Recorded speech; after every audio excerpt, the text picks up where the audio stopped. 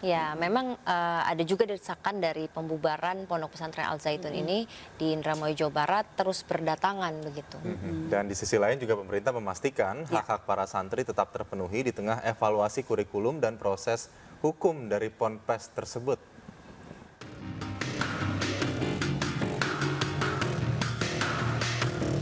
Persoalan Pondok Pesantren Al Zaitun berbuntut panjang. Pernyataan-pernyataan kontroversial pimpinan Al Zaitun Panji Gumilang terus mengundang reaksi. Desakan pembubaran terus berdatangan termasuk dari MUI Jawa Barat. MUI Jawa Barat mendesak pemerintah bertindak konkret atas pelanggaran yang dilakukan Ponpes Al Zaitun.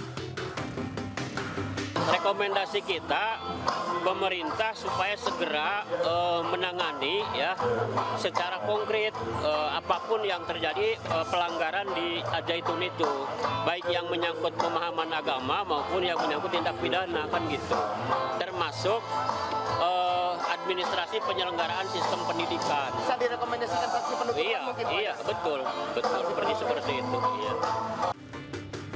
Sementara itu, Panji Gumilang menilai desakan pembubaran pesantren Al Zaitun tidak masuk akal karena Ponpes memiliki kualitas pendidikan yang baik dan mendapatkan akreditasi A. Terus mau membubarkan, masa bangsa Indonesia punya karya swasta, akreditasinya A unggul, disuruh membubarkan, ya buat lagi lah itu, jangan dibubarkan. Kalau ingin, buat lagi.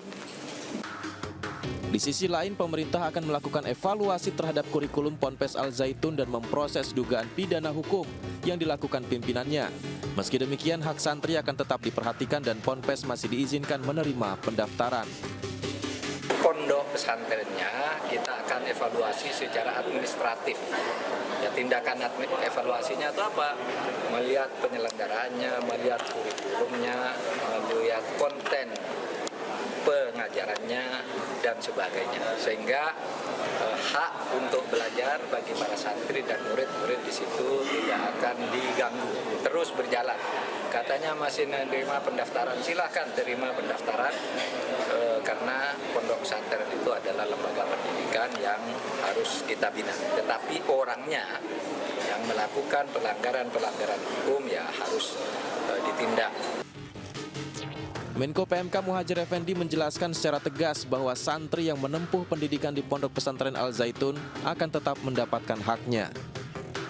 Berbagai kontroversi di Pondok Pesantren Al Zaitun menjadi sorotan, mulai dari saf sholat yang bercampur antara laki-laki dan perempuan, hingga pernyataan pimpinannya mengenai kitab suci Al-Quran yang menurutnya merupakan kalam Nabi Muhammad SAW.